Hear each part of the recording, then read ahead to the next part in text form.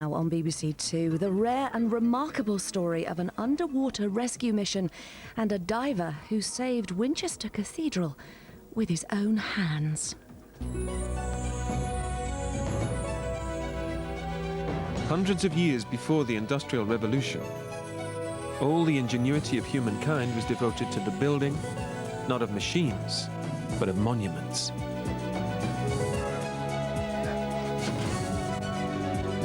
Not of bridges, roads and railways, but of cathedrals. With only primitive tools, God's architects created a glimpse of heaven on earth. This is the story of the faith they carved in stone, and the events that shook them to their foundations.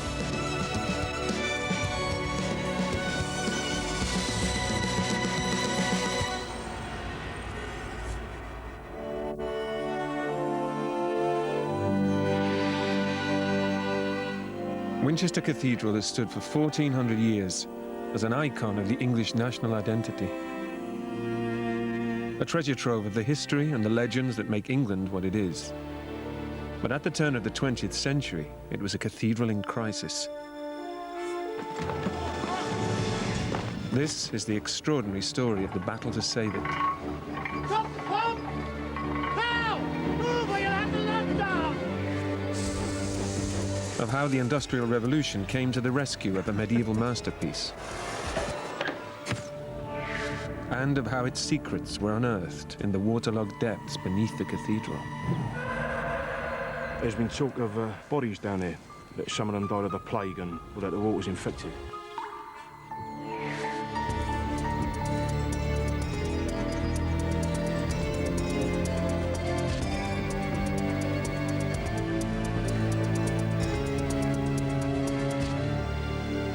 In the summer of 1905, Dean William Furneaux faced the imminent ruin of one of the world's finest buildings.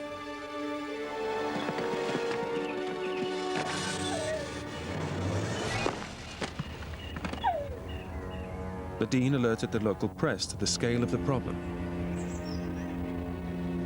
The English are not a race of vandals. They will never allow the collapse of one of their most glorious possessions. A church which holds the bones of our Saxon kings, and which in its wealth of historic associations and beauty of architecture stands peerless in a land of stately cathedrals.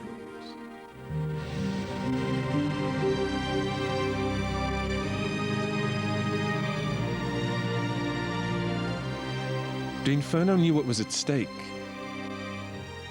Winchester was the ancient capital of England, the England of King Alfred, Canute, and William the Conqueror.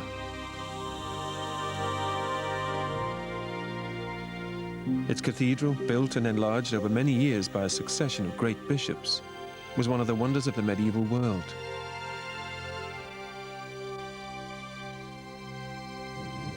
But it was also the source of a medieval curse.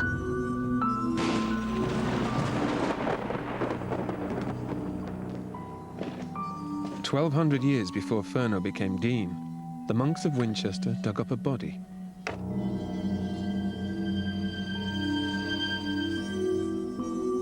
His name was Swithin, and although he was a bishop, he was a man of great humility. His dying wish was to be buried with the ordinary monks in the graveyard outside the cathedral, and so it was done.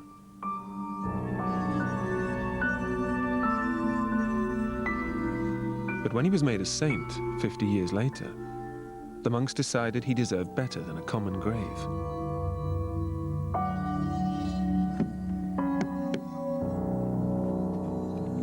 So they dug him up and reburied him in a magnificent new tomb inside the cathedral as an attraction for pilgrims. But as they carried the body into the cathedral, it began to rain.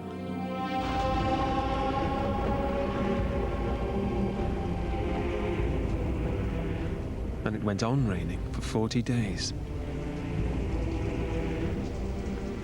There's a continuing belief that if it rains on July the 15th, St. Swithin's Day, the summer will be a washout.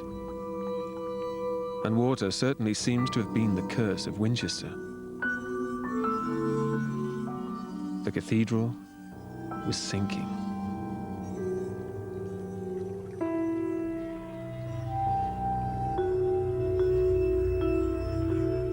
The danger was out of sight. It was below the grass. And I don't think anyone had realized to that date how insecure the foundations of the cathedral were. And it's the kind of thing you don't want to know until the cracks begin to appear, and then you are faced with it in a big way. It was breaking up. It was a serious risk of total loss. They can't have ignored it, and they cannot not have noticed that the whole building was listing down to the south-east. I suppose it was a case of ignoring it and hoping it would go away, until someone really puts it in front of their face and says, "Hey, wake up!" Dean Furneaux came here as an ex-headmaster, age 57, the kind of billet that a man might expect if he'd had distinction. Quiet life, organizing the place, keeping it running. Nothing to disturb his equanimity, you'd think, except for the odd canon who misbehaved. And then suddenly this hit him. And he was jumped into a situation that no one had envisaged, least of all him. So he would have sat here and realized that there was a living cathedral there which was mortally wounded, and he had to go out and fight for it. That fight turned the retired scholar into an impassioned campaigner and the first clergyman to launch a national appeal for funds. There are cracks everywhere. Some are wide enough for a small child to crawl into. In large sections of the building, the walls are leaning outwards to an alarming degree. The Dean brought in one of the leading church architects of the age, Thomas Jackson, but his prognosis was grim. If you look up, you can see the walls, 120 feet high, bulging out by as much as 4 feet. The cathedral is sinking. It's like a great ship sinking into the ground, listing at first and then gradually keeling over. It is literally breaking its back. We're losing it. It's one of the greatest buildings in Britain, in Europe, and we're losing it.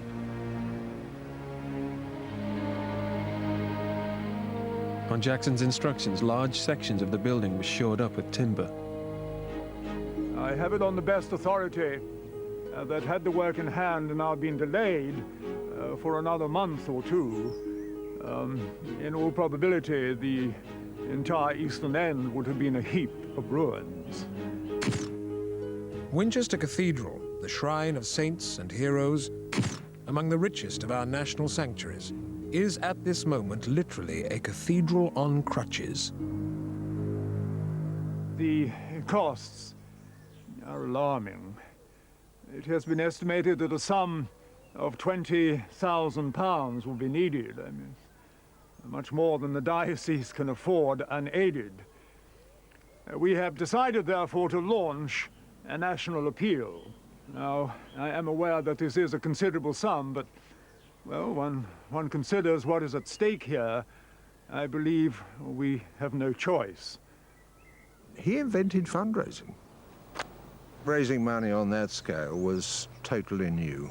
And this was the first time somebody had gone out to the nation in order to create a network of people who would enable a cathedral to remain standing. The loss of such a building would be a national catastrophe. And in launching this appeal, I am confident that we will be safeguarding a great, well, indeed, irreplaceable part of our national heritage for future generations. Never at ease dealing with the gentlemen of the press, the Dean called on his daughter Marjorie to guide them on a tour of the cathedral treasures. King Alfred the Great, when he was fighting to save England from the Vikings in the 9th century, he worshipped here. He made Winchester his capital, the capital of a united England. Marjorie Furneaux must have been very close to her father indeed, bearing in mind that Dean Furnaux's wife died very shortly after he was appointed dean, so the relationship with his daughter must have been especially close. And she, I believe, was as enthusiastic and energetic as her father in fundraising for this great enterprise. All our early kings are buried here, in Winchester Cathedral. King Canute's bones are in that chest there. William the Conqueror was crowned here. We have Saxons, Danes, Normans, all the early kings of England. And ordinary people too. Jane Austen, who wrote Pride and Prejudice, Sense and Sensibility, and Emma, the epitome of England. Jane Austen is buried in Winchester Cathedral. The cathedral was also the tomb of the great bishops who had built it, and whose legacy Dean Furneaux was battling to save. The great builder bishops who created this cathedral over 1,000 years ago, they had no skills or machinery that we take for granted now, but they did have faith. With such faith, they were able to build a place like this, in defiance almost of the basic laws of physics, even the basic laws of gravity. Now we have the skills, the machines, such machines that would have made them marvel. But do we have the faith and the vision, and not least the will, to save it? I think we do. The fact is that the more work we do, the more problems we find. And they all go back to how the cathedral was built in the first place, by the Normans. The Normans came to Winchester in 1066 to crown William the Conqueror King of England.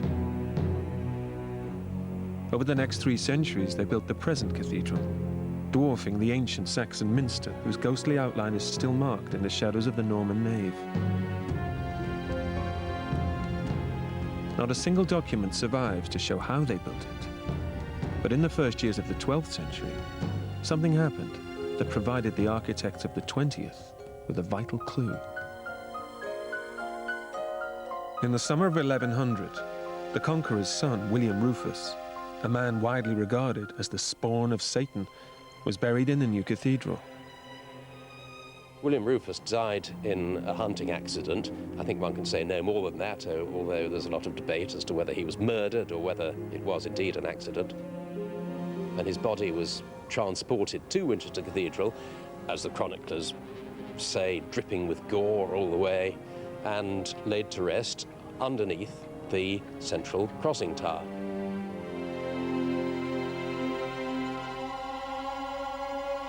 And so St. Swithin, the Saxon holy man whose dying wish was to be buried with the ordinary monks in the graveyard, found himself lying inside the cathedral with the spawn of Satan. Until 7 years later,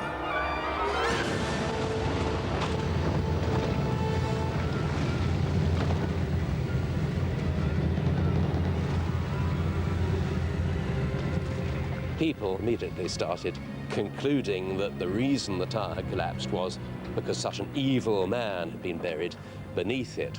Though our principal authority, a chronicler called William of Malmesbury, quite perceptively, I think, says that probably poor foundations were to blame.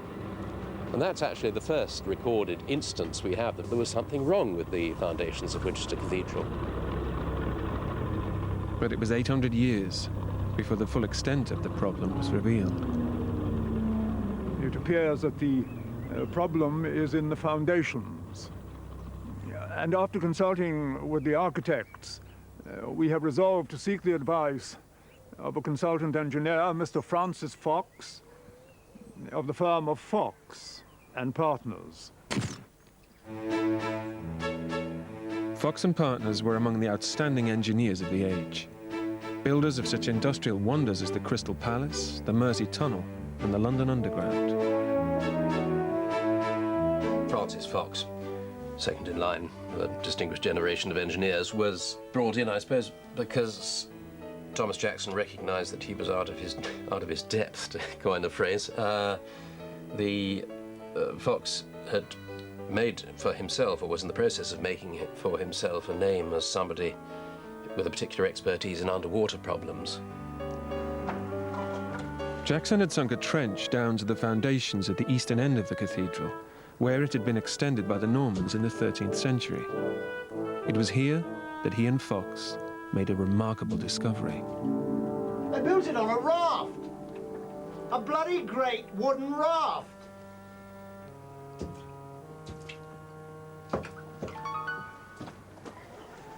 At a depth of about 10 feet, that is to say 10 foot below ground level, there's a layer, 2 layers of beech trees up to about 15 inches thick, laid diagonally, one on top of the other, like a raft, a giant raft. And the extraordinary thing is, they built a cathedral on top of it, on a giant raft on a bog. Now, we've removed a layer of topsoil and about 10 feet of clay, at which point we arrived at the present foundations. Beneath them is a layer of peat, up to about 8 feet thick. Now, this isn't peat as you might imagine it, the sort that crumbles in your hands. It's more of the consistency of coal, quite solid. However, at the bottom of the foundations, the Normans inserted this layer of trees, this extraordinary raft of beech trees. Now, some of the timbers are sound and good at heart as ever, but others have rotted, and the whole structure has been crushed down into the soft ground, with the results that you've seen.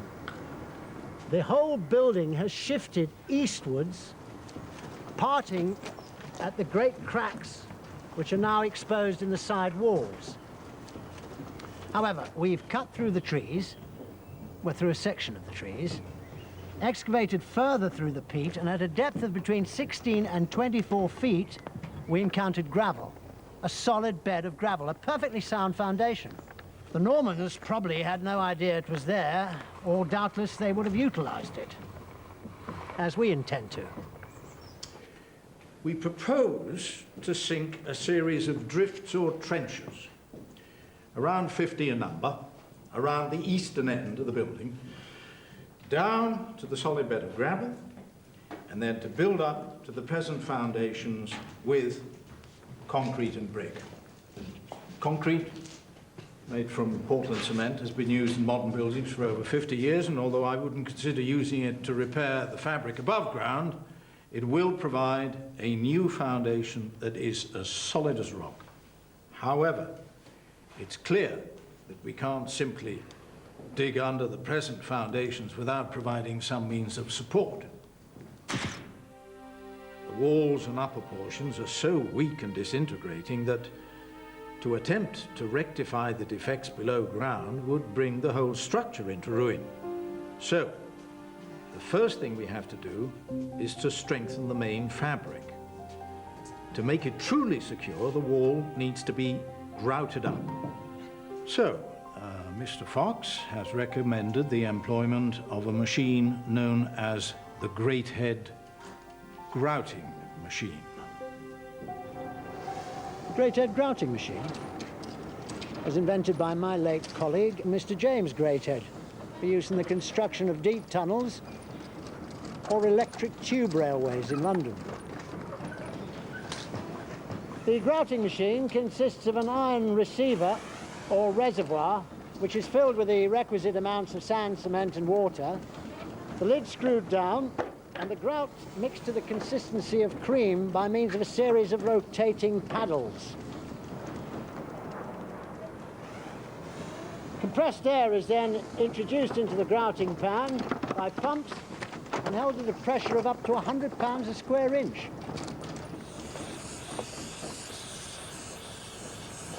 The first stage, however, is to clean the crack of accumulated dust of ages. This is done by means of compressed air. The crack is then further washed free of loose material and dust by the injection of water. Various local fauna are thus rendered homeless. We've dislodged a number of owls and martins, mice and rats.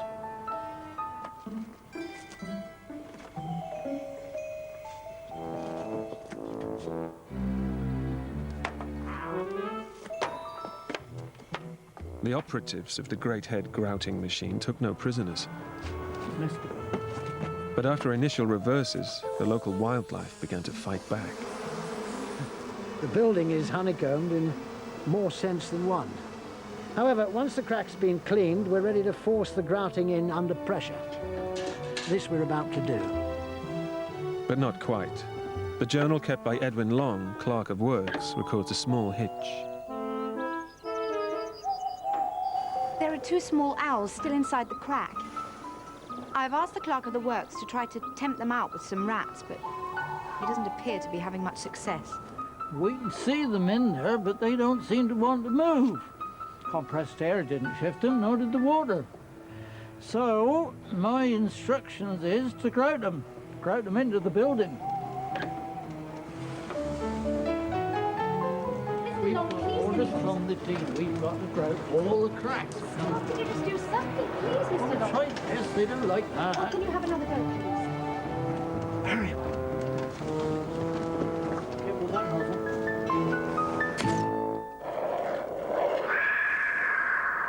But filling in the cracks, owls and all, would not fill the void below ground. And here, the workers faced a new crisis.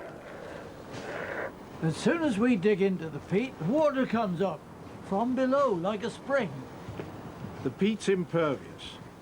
That is, it acts as a seal. Once we break through the last few inches, the water rushes up to a height of about 14 feet, which is no doubt the level of the river. This welling up of the water through the peat was obviously something fairly dramatic. And a few years ago, I saw with my own eyes what was a common event for the chaps working in 1906 or thereabouts, which was the moment when the peat was broached. It was a kind of artesian well effect.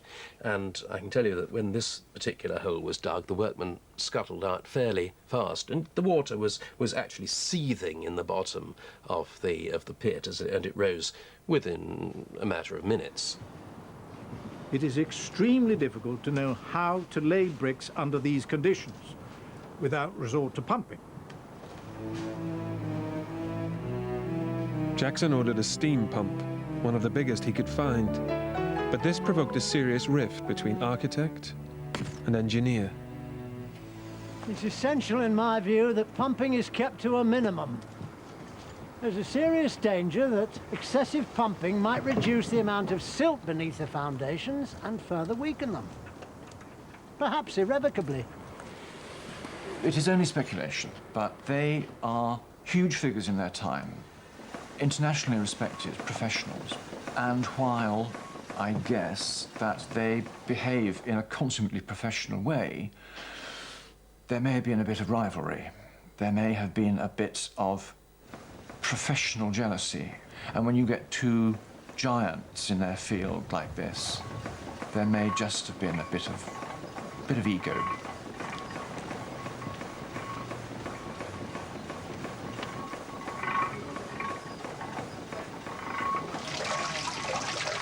I am well alive to the dangers, but we simply have to pump out the water. There is no other solution.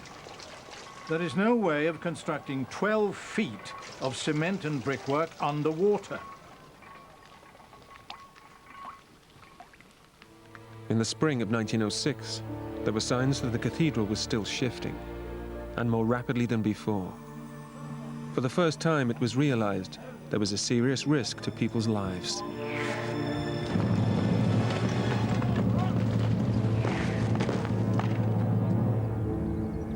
With regard to the recent mishap, there have been most alarmist rumors afloat.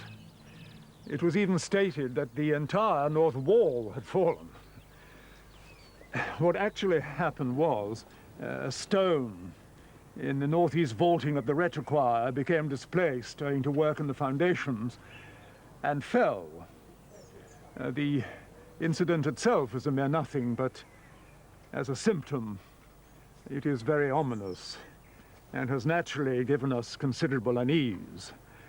The more closely we look into things, the more serious we find the condition of the walls and foundations. It is sad, certainly, but it is very far from hopeless. I think many people, when they step into a building, a great cathedral like Winchester, when they look up at the vaults, the artistry, the ingenuity and the sheer size, they marvel at how it came to be built. And at a time in the distant past when there were no machines as we know them, and only the most primitive of tools, and the most basic knowledge of mathematics and engineering, when everything had to be cut and laid by hand or hoisted by rope and tackle. Well, it must seem like a miracle, and now it will take a miracle to save it. The fight to save Winchester Cathedral has stirred dissent in the ranks of the Anglican community, many of whose members have protested that the use of a powerful steam pump is causing irreparable damage to the foundations of the ancient building. Dean William Furneaux admitted yesterday that he had received numerous letters of remonstration. You might at least give us credit for common sense, if nothing else. We have the most distinguished engineer possible in Mr. Fox, in Mr. Francis Fox. Do you think he would sanction the use of a pump if it risked any further damage to the fabric of the cathedral? Let alone bring it crashing around our ears, as I have seen suggested in some reports. Towards the end of March 1906, Fox came down to Winchester and he put up in his hotel as usual and paid a site visit in the evening.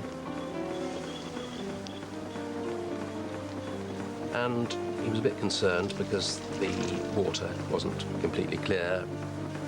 Stop the pump! Now! Move or you'll have to let down!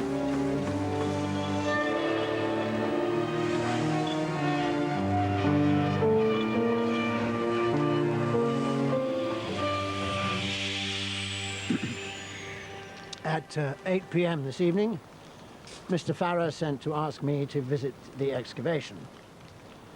I found the volume of water was greatly increased, and the pump overpowered, so the pit had filled with water. What worries me even more is that the water appears to be full of chalk. I can only hazard that the pump has disturbed a layer of chalk silt between the peat and the gravel, acting as a kind of shell. If more of this were removed, I would not care to answer for the consequences. Indeed, I would go so far as to say that further use of such a powerful pump might further weaken the foundations and could even bring down the entire east end of the building. I am aware of the dangers, and I have ordered the men to stop pumping. However, I would like someone to tell me how we are to continue in the present circumstances. It's necessary, I imagine, for the workers to breathe. How? How are they to breathe? How are they to work under 13 or 14 feet of water? There is one way.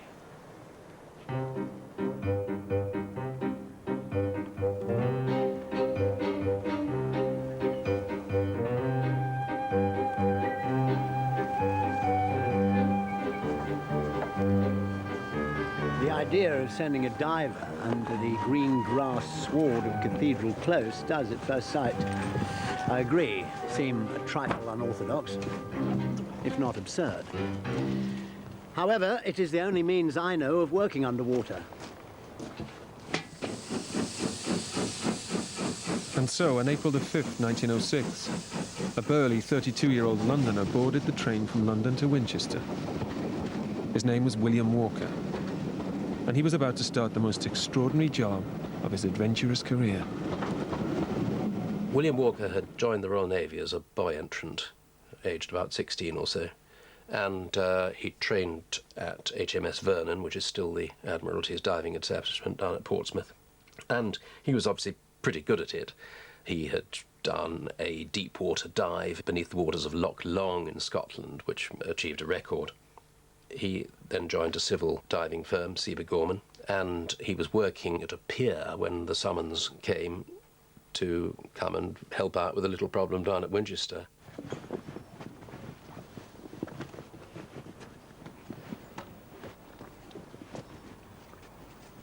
The first diving dress had been invented early in the reign of Victoria, but the design had barely improved in the ensuing 70 years. It was heavy, cumbersome, and sometimes dangerous. The dress was made from vulcanized canvas twill, which is a very flexible canvas, which then has a rubber sandwich between the two, making it waterproof. It has wrist seals, and then the actual neck seal is rubber, but that attaches onto the helmet. The diver would have had to have dressed into his set of woolens, and this was to keep him warm while he was in the water, and also included the little red diver's hat. The story of why it's red, apparently, is the French used to use convicts for divers, and they used a red hat so they could identify who the convicts were. All right. Yeah. Okay, then. They didn't understand the physiology of what happened to divers when they were put down in the water, so it was a dangerous occupation. Yep, it's good. All right. So, the diver was required to wear leaded boots. These weigh approximately 18 pounds each. The diver would also have to wear a chest and back weight. These were about 40 pounds each. The reason being is that once the diver was fully dressed, the actual air was retained inside the suit. So in the water, you needed quite a large amount of weight to actually hold the diver down. And then when the helmet was placed on his shoulders, that would have been about 50 pounds. So the weight in air before the diver got in the water would have been in the region of about 190 pounds in weight, so about 9 stone.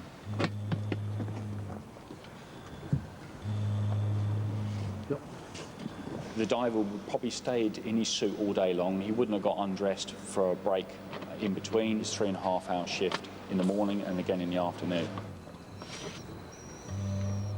Deep sea diving in a diving suit is, I allow, not a subject on which I, as a churchman, can converse with any great authority, and nor would I have thought in my ignorance it an obvious means of salvation, that is, in terms of saving a medieval cathedral sited some distance from the ocean. However, Mr. Fox is an acknowledged expert in these affairs, and we, the chapter, bow to his superior knowledge of the subject. Fox had employed divers before, notably in the Mersey Tunnel, and it was obvious to him that only a diver could work in the flooded trenches or drifts below the cathedral walls. The drifts descend well below the level of the original footings of the cathedral and under the walls themselves. Once the last few feet of peat are removed, the water, of course, comes flooding in from below. The diver can then descend.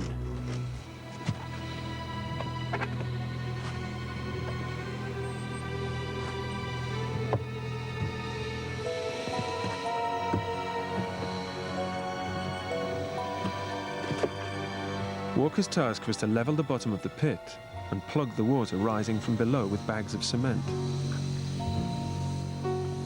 But as he descended, a new problem emerged.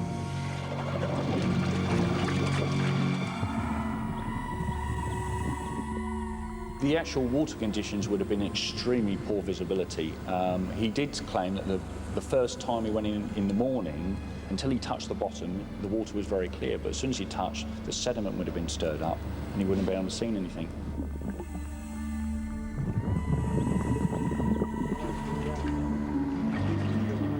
The air pump required 2 pumpers to turn the pump to supply the diver with a continuous supply of air.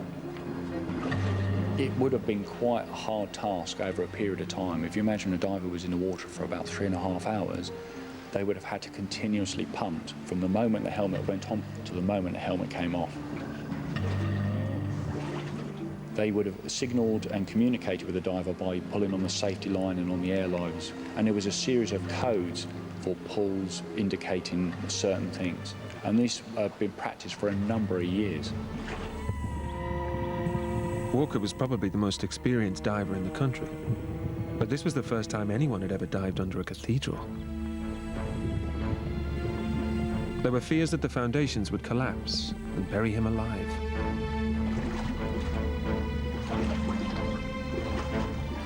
Is there a risk?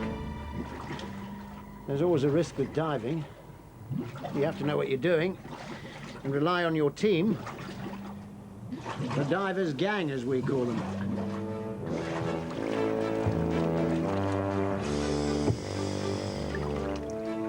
I think you could say it's a risk, all right. And we don't know if it will work. What we do know is that it's going to be very costly.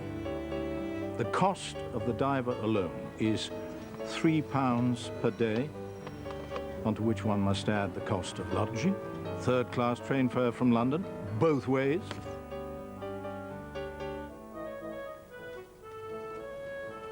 Additionally, there is the cost of the numerous assistants.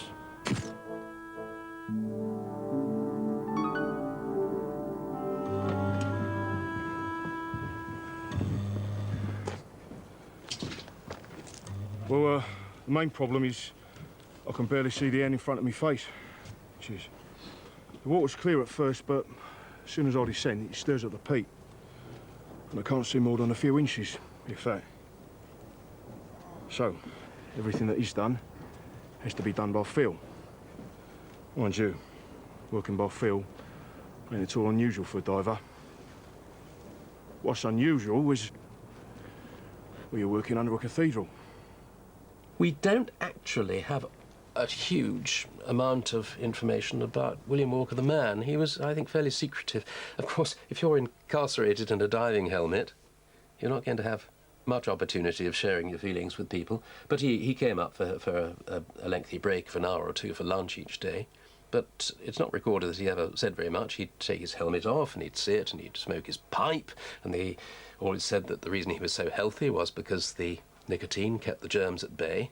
And there was genuine concern about the fact that he was working in an ancient, or near to an ancient graveyard. There's been talk of bodies down there, graves. I ain't seen them yet. There's been talk of infection as well. That some of them died of the plague and well, that the water's infected. I don't know about that. I try not to think about it. There was a lot of rumours at the time of the work saying that the water was septic because of the proximity of graves and things like that. There was apparently a story that he claimed that he'd thought he'd seen a face, a bust of an old bishop, which they believed may have fallen from the roof. But it wasn't just old bishops who were disturbed. Stories spread of plague pits, and there were fears of infection. In a bid to dispel these rumours, Francis Fox decided to put his own life on the line. I've been down many times in this dress, but never, I confess, under a cathedral. Only one person can be down underwater at a time. It is very cramped. Under the walls, it feels safer to crawl. And there is a distinct feeling of loneliness. It is absolutely dark. The water being thick with peat and also septic from the graves. The electric light is practically useless. One is conscious of staring with one's eyes wide open, even if nothing can be seen. But somehow, the sensation of feeling with the hands for the side of the excavation make it possible to form a mental picture. And of course, the imagination plays tricks. One is conscious, of course, of the graves all around, of the presence of so many bodies, of ancient cadavers.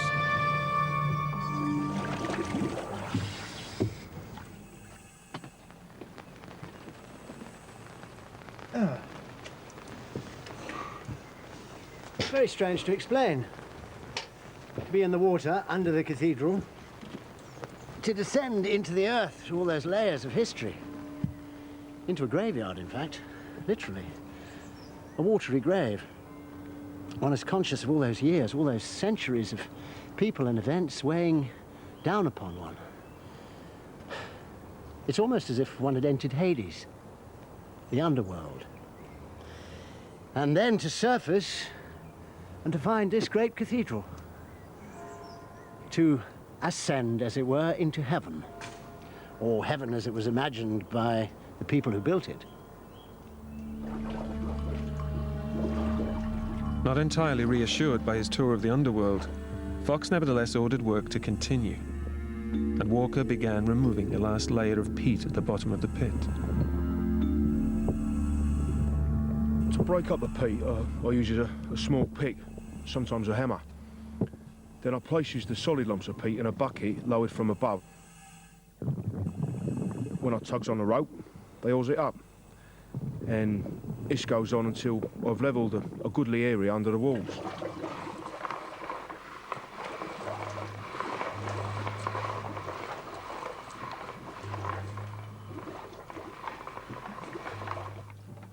The next task was to plug the water rising from below.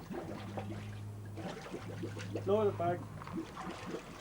This was achieved by lowering hundreds of bags of cement for the diver to lay directly onto the river gravel.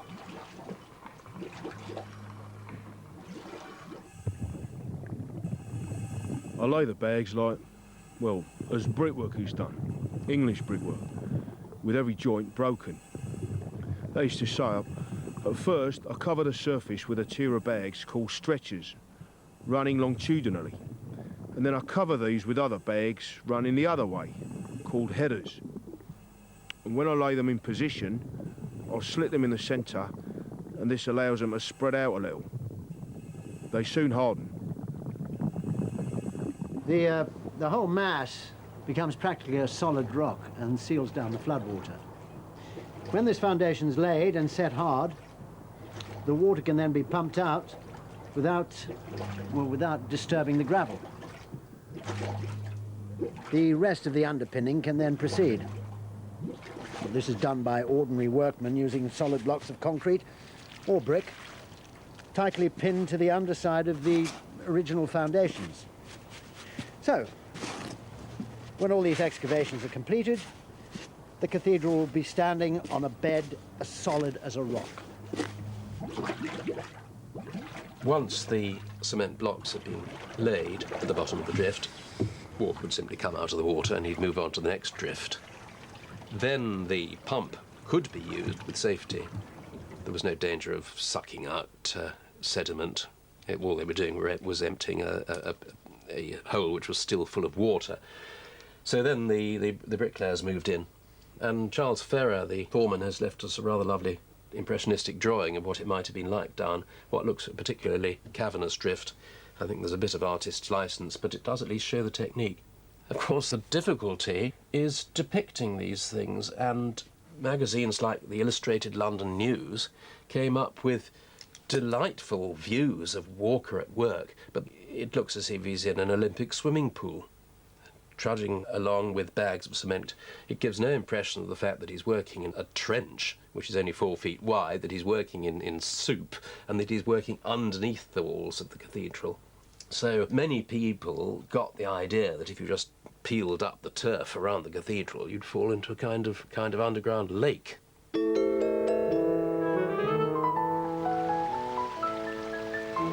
I have read reports of new cracks appearing in the cathedral walls, of rivers flowing beneath the foundations, even of a lake beneath the cathedral. I have even read a suggestion made in all seriousness by a so-called expert that there is so much water beneath the cathedral, the soil should be removed and a ship's keel attached to the subsiding building. Nonsense. Utter piffle. Nothing new has occurred to cause any alarm, and the work is going on very well. But Dean Furneaux's confidence wasn't shared by his consultants. And for once, Fox and Jackson were in agreement. The more work they did, the more problems they found.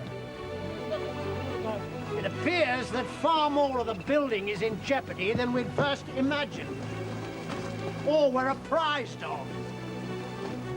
The inclination of the south transept is 1/2 that of the Leaning Tower of Pisa.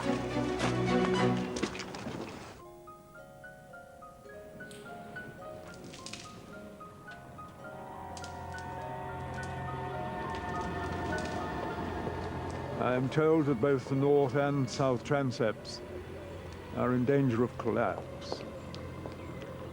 And there is a clear danger to the public, and parts of the building will have to be roped off. It appears that underpinning of almost the entire cathedral will be called for. The cost, I'm afraid, will rise appreciably.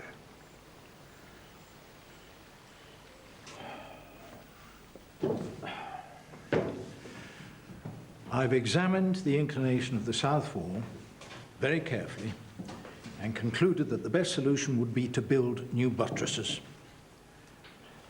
This will entirely alter the design of the facade, but I see no alternative. But the buttresses had to rest on solid foundations, and William Walker would have to lay them for the whole building. And it will cost a great deal of money. That's all I can say at this stage. A very great deal of money.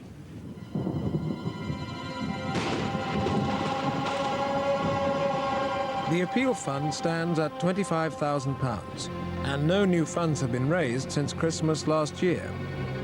2 years ago, it was suggested that £100,000 could be spent upon the building, but the suggestion was laughed at. It now looks as if the suggestion was not far from the mark.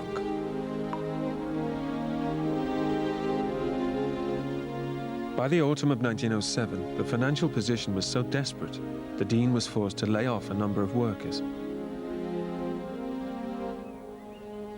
Money has been promised, but not paid. 20 masons and 30 labourers have been laid off. Work may have to be halted and the scaffolding left up indefinitely. It is reported that the total cost of repairs exceeds £100,000, an astronomical sum which the Dean and Chapter have no means of raising unaided.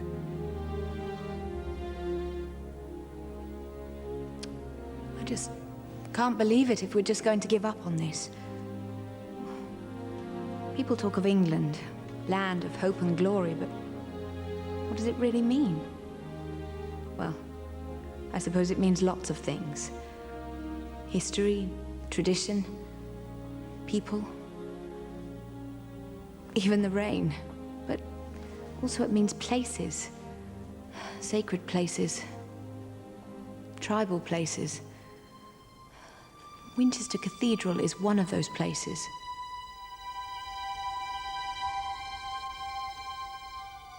I just can't believe we're going to let it go.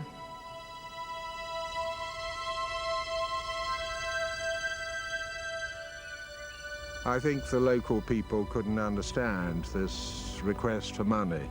Fragments of the local paper complaining the Dean is again asking for money. After all, he set out looking for £10,000. Before he'd gone far, it was going to be £30,000. It came in the end at £120,000, and people were hostile to the amount of fundraising that needed to be done. They couldn't hoist in just how severe the risk was, but he just had to keep going. Dean Furneaux found a powerful ally in the editorial columns of the Times. Let it be remembered that this is not a question of restoration, but of saving from imminent danger of collapse one of the most famous, one of the most historical, and one of the most beautiful of English buildings. A building intimately bound up with the history of England, its crown, its church, and its people. When Dean Furneaux launched his great national appeals for money through the pages of the Times, the card which was played, the banner headlines were Winchester Cathedral, great national monument in danger. And it was Winchester Cathedral's symbolic value as it was said at the time, the burial place of kings, the final resting place of Anglo-Saxon monarchs and so on. It was that which was used as a marketing tool in order to get funds in. He was turning around to ordinary people and saying, come on, stump up, keep this place standing. They were all trainloads down from London. He had his name put on the bottom of souvenirs made out of timber hauled out of the foundations. The new appeal has been a great success. The people throughout the nation have given generously. It would be ill-advised, I think, to name individual donors, but I will say that the king himself has contributed generously to the fund, which now stands at nearly £56,000. More, however, is needed, and the Lord Lieutenant has proposed that we hold a national pageant in Winchester this coming summer to tell the story of Winchester's unique contribution to English history.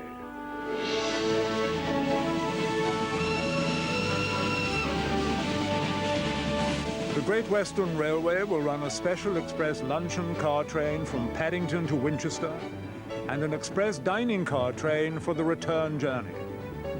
Prominent figures including royalty, members of Parliament, Lord Mayors and distinguished figures from the Navy and the Army will be invited. Special accommodation will be provided in the city for motor cars.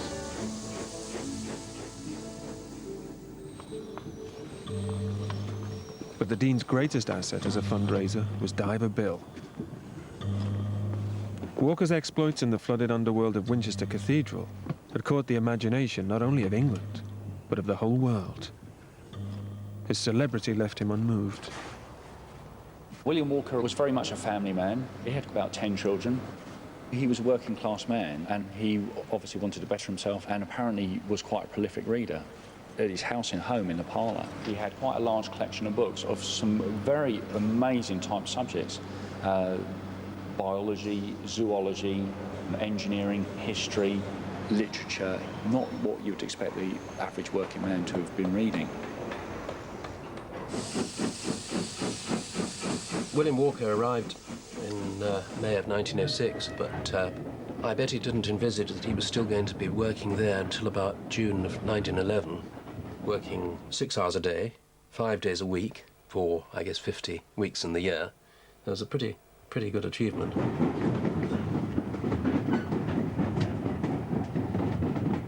Walker had spent 6 years at Winchester. He'd laid 25,000 bags of concrete and 100,000 concrete blocks. But at last, the job was done. And in the summer of 1912, the nation prepared to celebrate.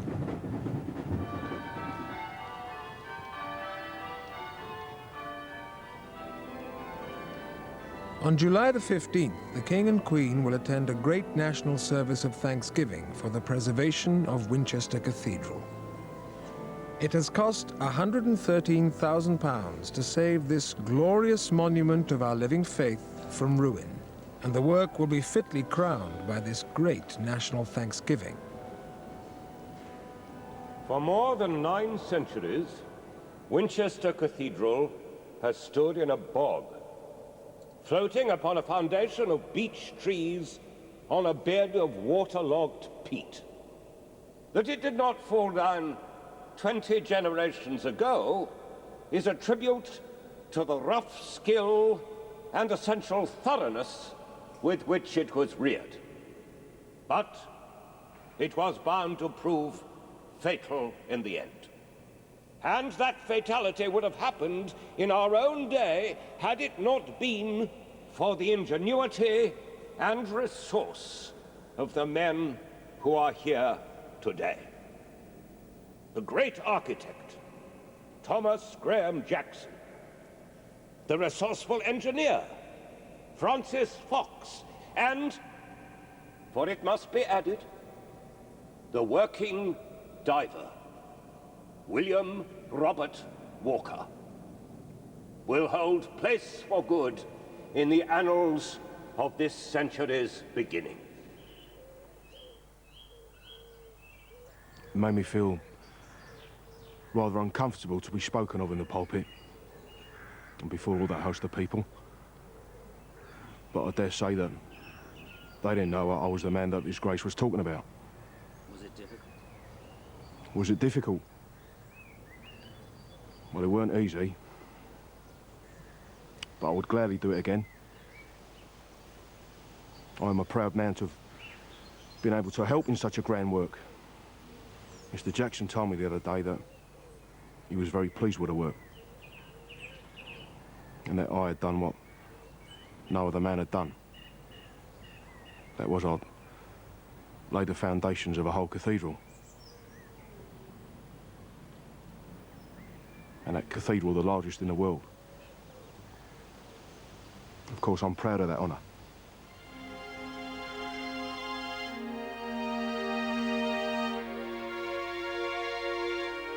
The cathedral was saved, but within 2 years, England was plunged into the horrors of the First World War, a war that changed it forever. It is an extraordinary irony, in fact, that Furneaux and his perception of what England was actually beginning to crumble and the foundations were shifting, though people weren't to notice that so much until the war began. Furneaux would have seen people he had brought up, taught, shared with, a notion of an England that was passing. And he would have seen young men he cared about and taught going off to the war and not coming back. But his cathedral stood.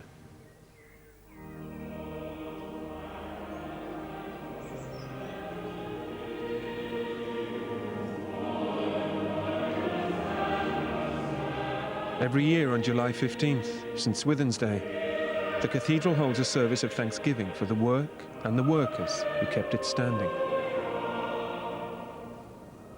If they hadn't done what they did, we wouldn't have Winchester Cathedral as we have it now. It made children's encyclopedias for years afterwards, didn't it? And it was held up as a major engineering feat of the 20th century. If you could airbrush out the cathedral, you would lose so much more than you can quantify. It's a living place. I think Furneaux knew that. I think we know it very much now. We have the need to be recovering our identity in some sense. We may not have the idea of England that Furneaux had, but we need to have an idea of where we are and how we got here. The diver, William Walker, who'd survived whatever infections lurked in the graveyard beneath the cathedral, and who never missed a day's work through illness, died in 1918 of the flu, a victim of the great Spanish influenza pandemic that followed the First World War.